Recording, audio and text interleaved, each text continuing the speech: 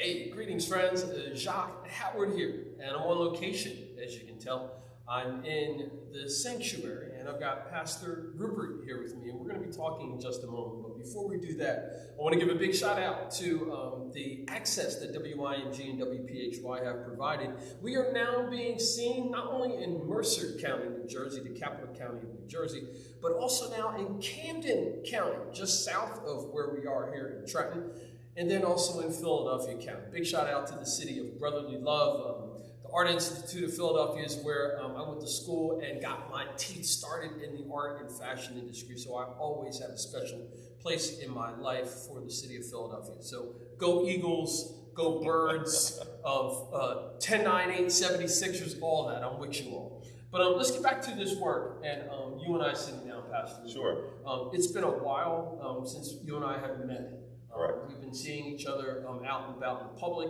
I'd like for you to give an introduction to the church that we are in that has some amazing visuals that I'm going to be sharing as well. But talk about the church where we are, what you're doing here, Okay. and of course you and your ministry. Okay. Well, first off, let's talk about the church. Turning Point United Methodist Church arguably is the oldest Methodist church in the state of New Jersey, and arguably the 4th or 5th oldest in the country. A couple of years ago, we celebrated our 250th anniversary. From a historical perspective, until about 2007, the name of this facility was called the First United Methodist Church. But in 2007, the First United Methodist Church and St. Paul's United Methodist Church down at 505 West State Street merged, and the name Turning Point was chosen. The name Turning Point was chosen as an acknowledgement that the Battle of Trenton is seen as a turning point in the Revolutionary War, and those that were in consideration of a new name chose Turning Point, prospectively that this place would be a turning point in people's lives. This church is near and dear to my heart. I became a member here in 2007.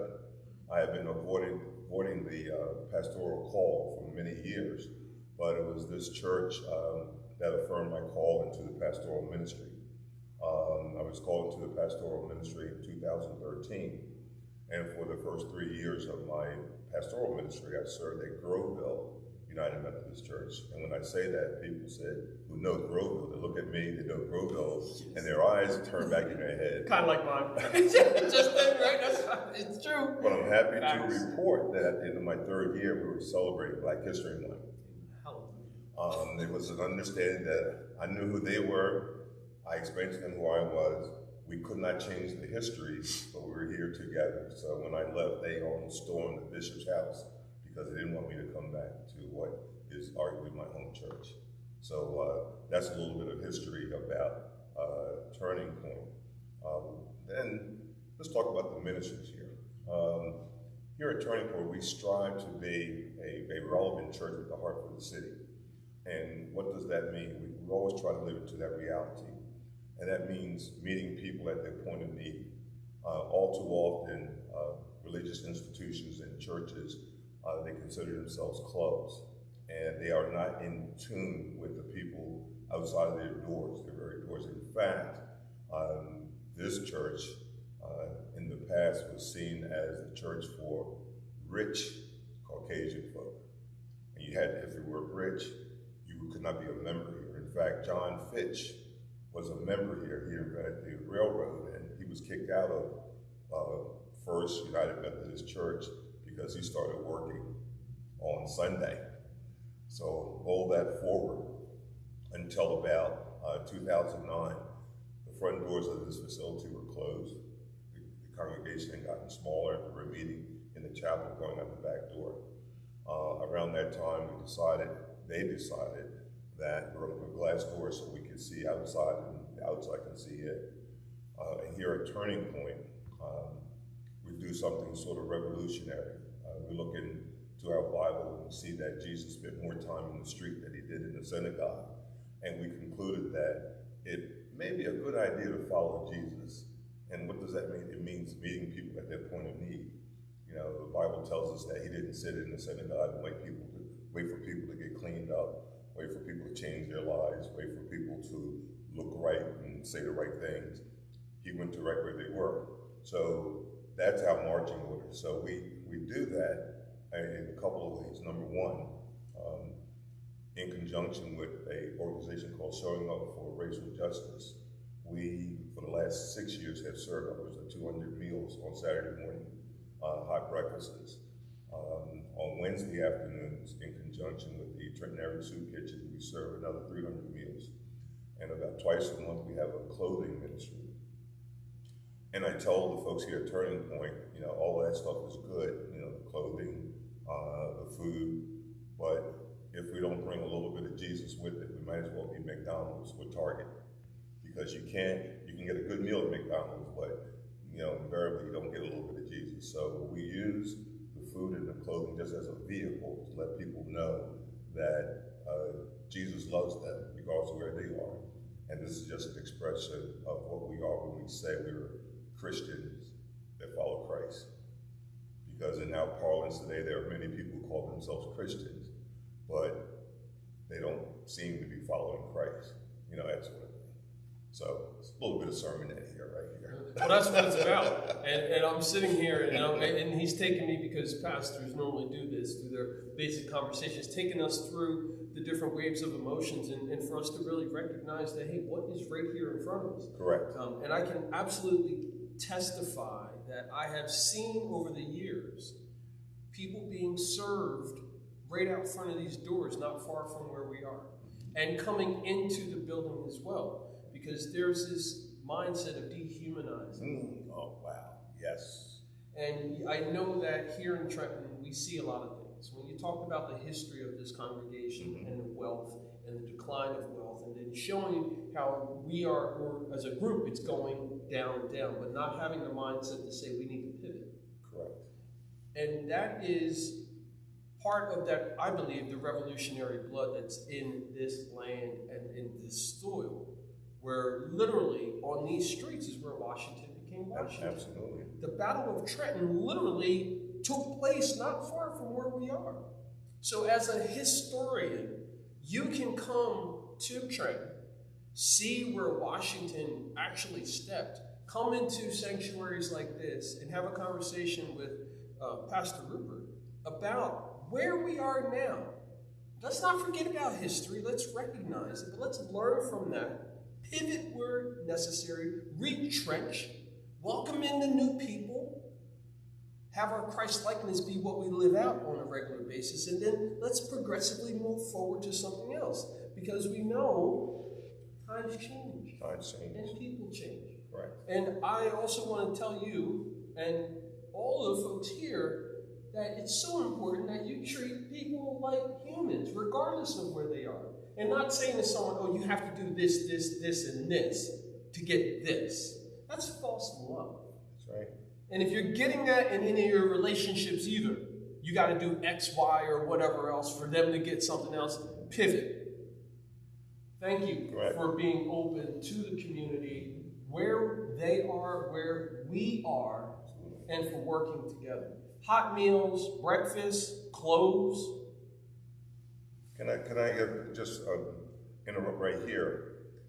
I believe that everyone that's been born of a woman has a spark of the divine.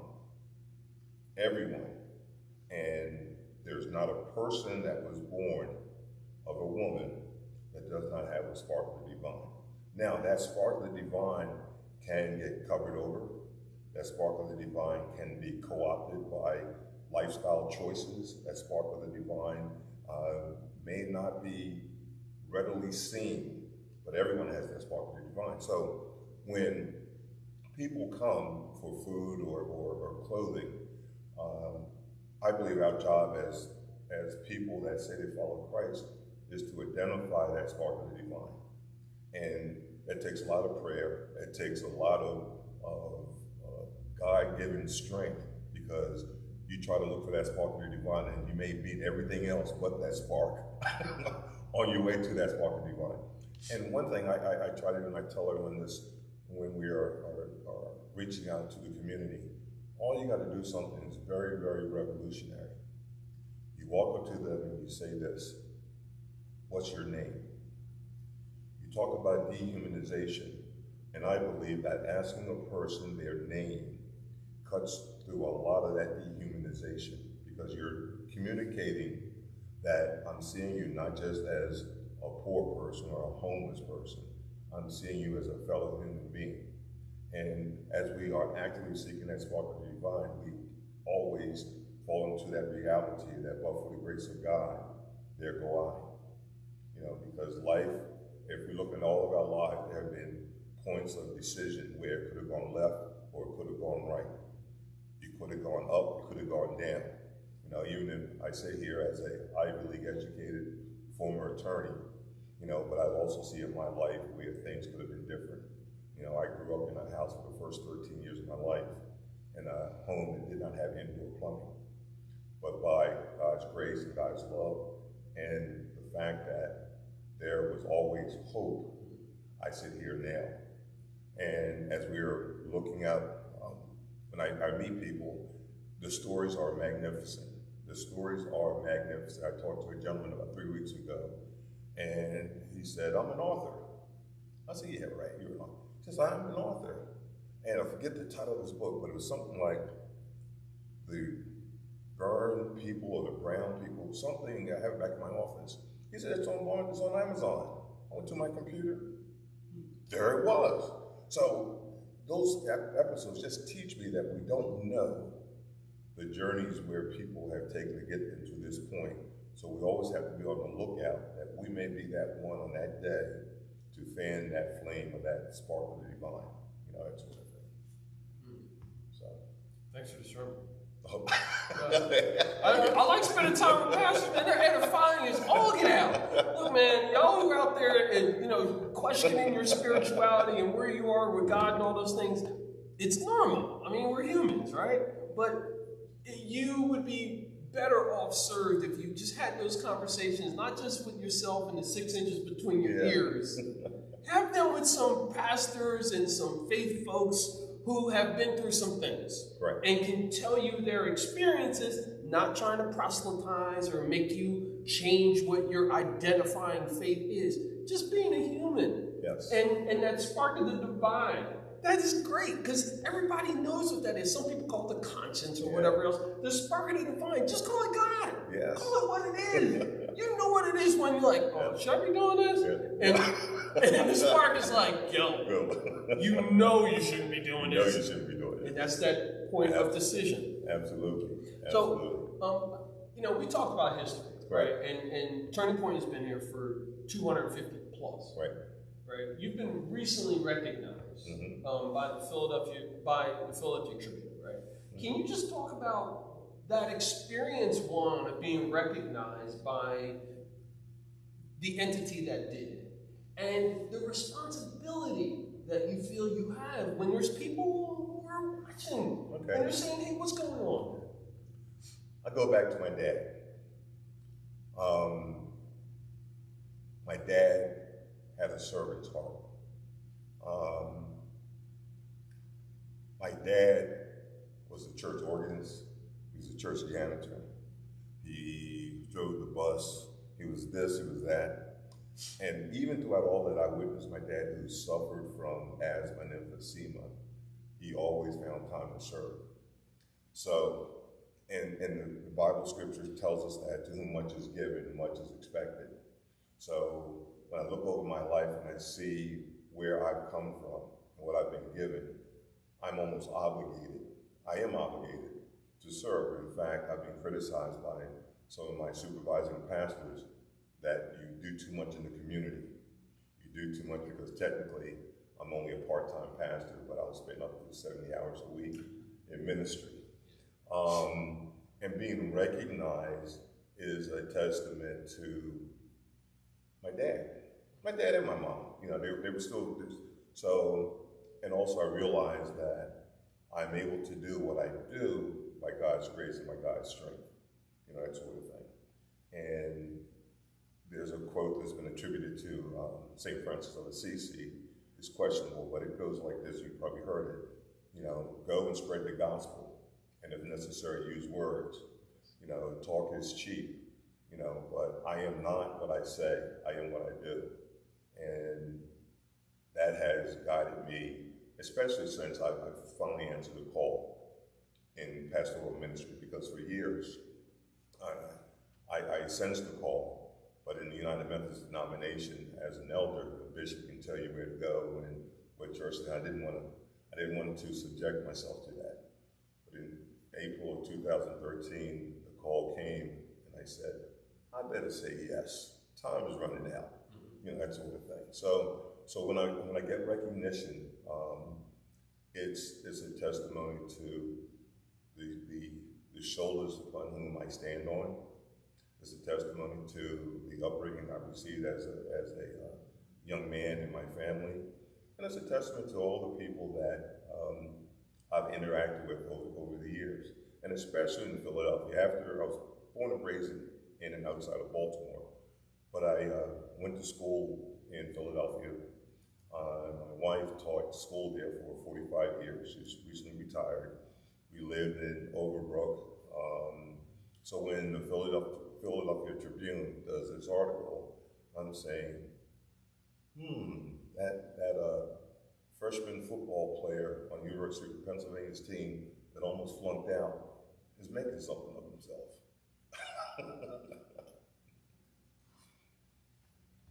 That's a long answer to a short question. I'm just going to pause for a minute, okay, so that energy can flow. He said some powerful stuff there. Yes. And thanks for sharing about your history, because I also think that that's super important.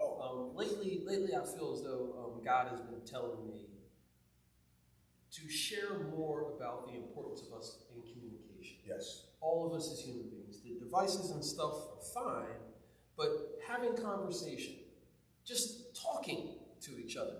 And I'm looking forward to doing more of that with folks in the community, and also with pastors and other faith leaders of different faith persuasions, because people were searching, and as humans, we're supposed to search.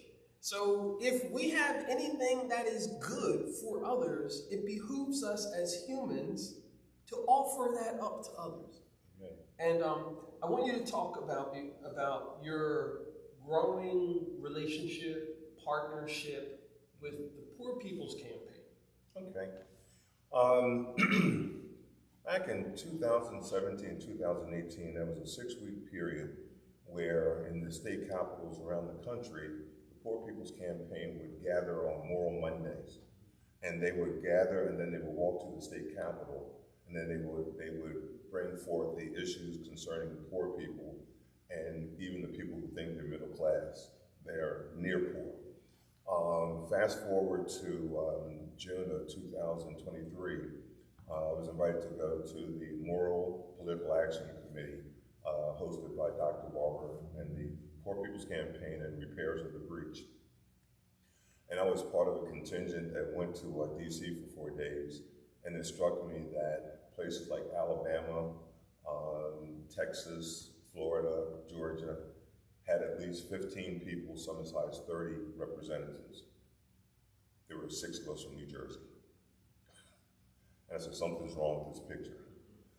So that's when, last June, that's when I started to get more involved, and I became part of the coordinating committee.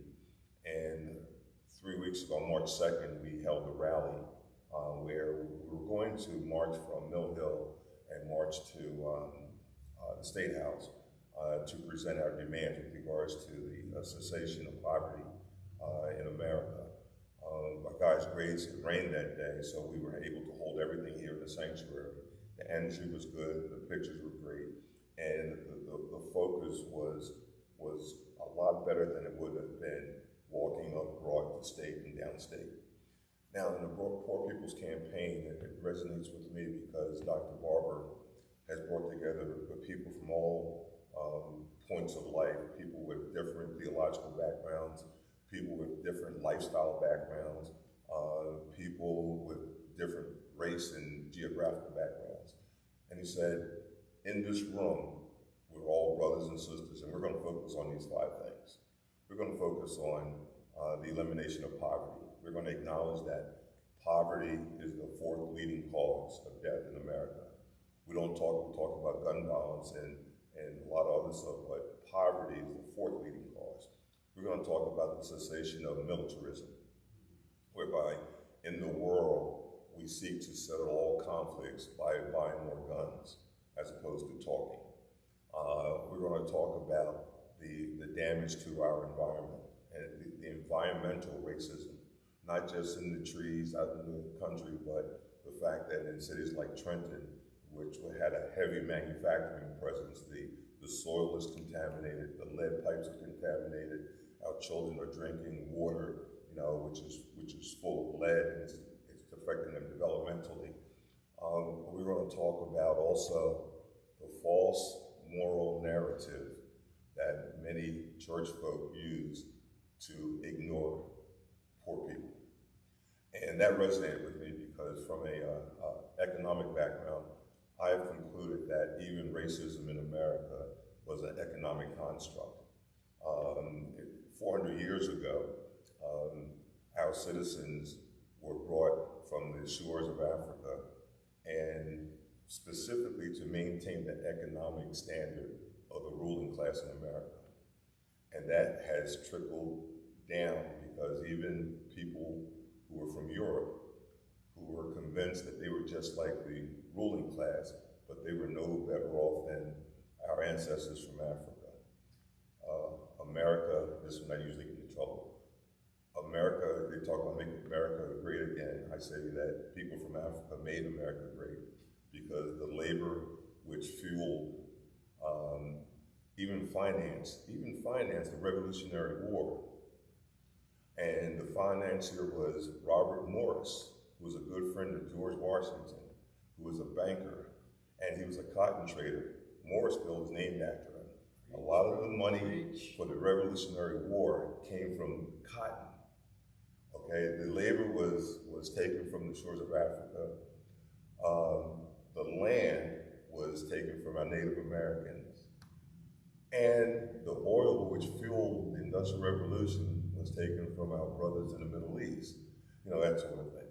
So Dr. Barber is saying, let's deconstruct the economic foundation of America, understanding that there is enough money to take care of all of our ills.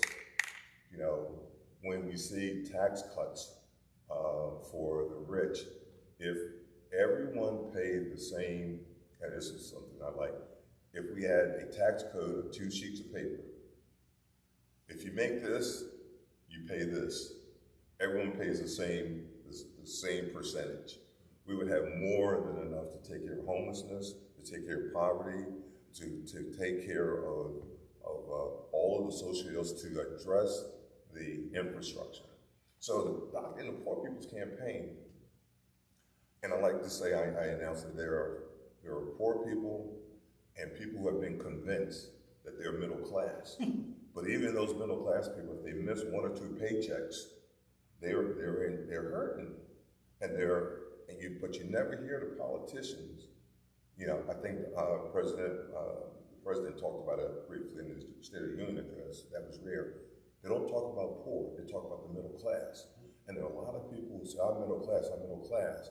I have to drive a nice car. I live in a nice house. But if they miss 1 or 2 paychecks, they're in economic distress. So the Poor People's Campaign is focused on changing the policies that lead to a continuation of poverty. And that's why its focus is a lot on the state houses, because the federal government deals with the military, but it's the state governments that control, how a lot of the federal money is dispersed. So that's why we didn't talk too much about militarism on March 2nd, because that's basically a federal issue. Dr. Barber always stresses the nonviolent aspects of Dr. King's position, and he always stresses the nonviolent aspect of Mahatma Gandhi. He always stresses the something really good that he stresses, that the need of music as a guide in the struggle. In fact, he is developing it within the Poor People's Campaign. We have what we call theomusicology, you know, an acknowledgement that even during the Civil Rights Movement, Dr. King relied a lot on music. We were always singing songs of protest, songs of hope, you know, and it's that, and there was energy derived from music. And Dr. King would just reported that when he was down and out, he would call his friend Mahalia Jackson, and she would sing to him, you know, which imbued into his soul just enough energy to move on. So even in today's Poor People's Campaign, music is centered. Here in New Jersey, our music is going through a, let's say, a metamorphosis.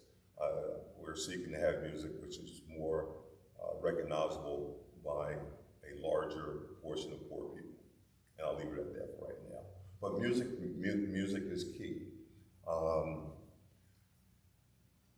I think the most important, for me, the most important aspect of what we're trying to do in the Poor People's Campaign is to get people re-engaged into democracy.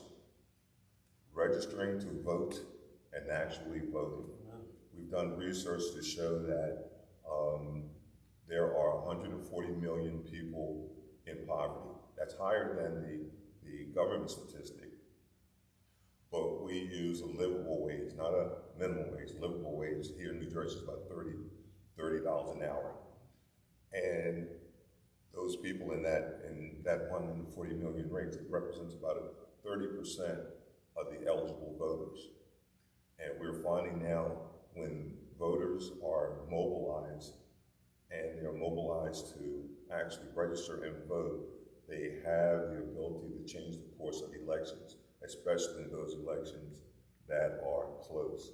Here in the city of Trenton, in the last election, the councilmanic election, the North Ward was lost by 1 vote. And I hear people say, well, I don't vote because it doesn't make a difference. Or I don't vote because Obama did nothing for me. And we have a lot of education to do about how the system operates. And politicians pay attention to people who have control over whether or not they will win the next election. A lot of times we think that's just money. That's one thing, but money is not the only thing. If politicians have a concern about being reelected, they pay attention to you. And if you don't vote, they don't care about you. And that's a key strand in what we're doing in the Poor People's Campaign, because we can march and protest and sing songs, but if you don't vote, it's all for nothing. One last thing, when I hear young brothers and sisters say, oh, I'm not gonna vote, you have to educate them that people died, were lynched, were killed, because they just wanted to participate in what the Constitution says, to vote. So, and many schools now have eliminated civics, you know, and if you don't know how the system operates, you feel there's a greater sense of hopelessness. Our ancestors knew how the system operated, so they made sure they got out to vote. And the impetus to get out to vote a lot of times was central to Black churches. So that's just a little thing about the Poor People's Campaign. Checked off on my list. Okay. And I can say I had a chance to meet Dr. Barber many years ago in DC as well. And when I got a chance to meet with him at a conference, it was spot on what you were saying. Okay. It made sense to not only me, but what I was being able to see in the world and also in the place where I'm from.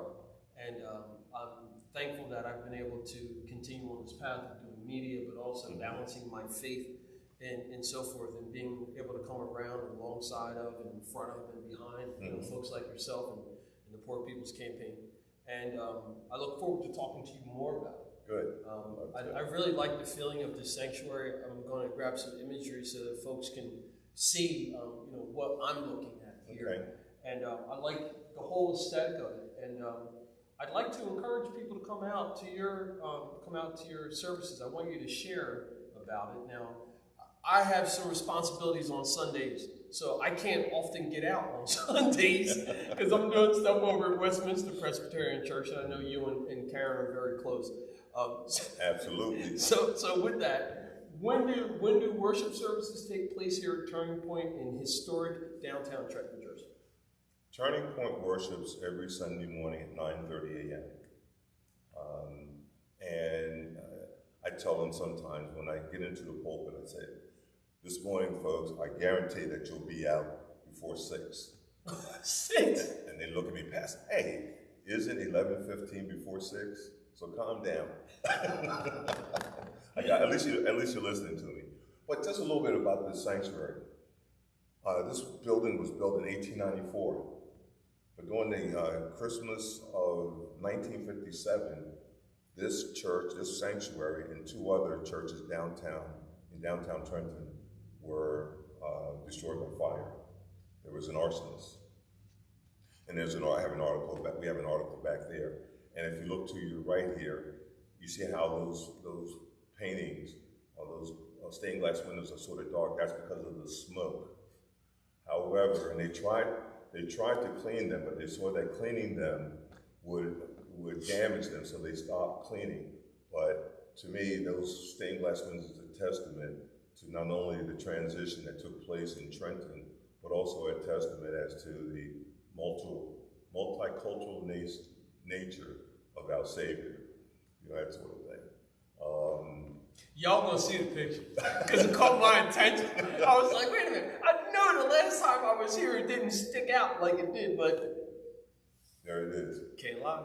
There it is. And I'd like to say about this building. This is a special building. Not only does Turning Point worship here, but another United Methodist congregation worships here after we do. The African United Methodist Church. And that congregation is, I would say, 95% of direct descendants from Liberia. Oh. Only in addition to that, we have a Pentecostal service upstairs on the 2nd floor, Victory Pentecostal Church. And in our chapel on Sunday mornings, a deaf church worships. So on Sunday morning, we have 4 different worship experiences going on here at 15 South Broad Street. Fantastic. I think I'm going to be able to slide through here, maybe get in, get a little bit before I head over to the other side. No. You're not going to get me in trouble, Ken. You are not going to get me. You understand. I'm working, Pastor, I'm working. All right, so with that, I want to close out because I got a feeling like the energy in the space. It's comfortable, it's beautiful, right. It's very welcoming. You are I can imagine hearing you preach, your oratory skills. I can just imagine how that works for you. And thank you for accepting the call. Because I say that because you're in this space where you're making an impact on the lives, right? Right. If you were not doing this, you could be making more of an impact, but would that impact be as it is now? I don't know, and I'm sure you don't know either. I don't know either. But there's a fruitfulness to what you're doing. Absolutely. And so if you're bearing fruit, like that to me is one of the things that I think more of us need to get comfortable with. Like, what is the fruit that you're bearing, and accept that as what you're doing, and then kind of get better at that. Hey, a little pruning here, a little nutrients here, kind of like gardening, right? So if you're getting something from it, that's better than getting nothing. Right. So I encourage you to keep doing what you're doing. Know that Trenton 365 is here for you. I'm going to distribute your content. Let's figure out how we can partner together in some sort of ways so that when you have events, we can capture that content and get more people to know what's going on here, who you're bringing through here, the work that you're doing, and that they're welcome. Absolutely. Everybody is welcome here, and that you're living out the actual principles. And one thing, Jacque, I like to tell people when I invite them to Turning Point, they tell me, oh, I'm a member of such and such and so and so. I say, you don't have to be a member of Turning. Just come down and help us in ministry. You can stay at your home church, and we love volunteers, and I believe that people are searching for an opportunity to live out their Christianity. And living out your Christianity doesn't take place just for an hour or two on Sunday. You know, you live out your Christianity and be intentional about it. So we have many opportunities for you to do that, and then you can go back to your home church. And so I just want to put that plug into it. Awesome. Thank you, sir. You're welcome. You're welcome. Pastor Rupert Hall, I'm here at Turning Point in historic downtown Trenton, New Jersey. For those of you in Mercer County, New Jersey, Camden County, New Jersey, and also Philadelphia County in Pennsylvania, businesses, nonprofits, faith centers, etc., causes, make sure you get in touch. Our extended reach is growing, and we're looking to continue having conversations to build a better community for everyone. As always, in closing, folks, remember, it's always about justice, peace, and humility.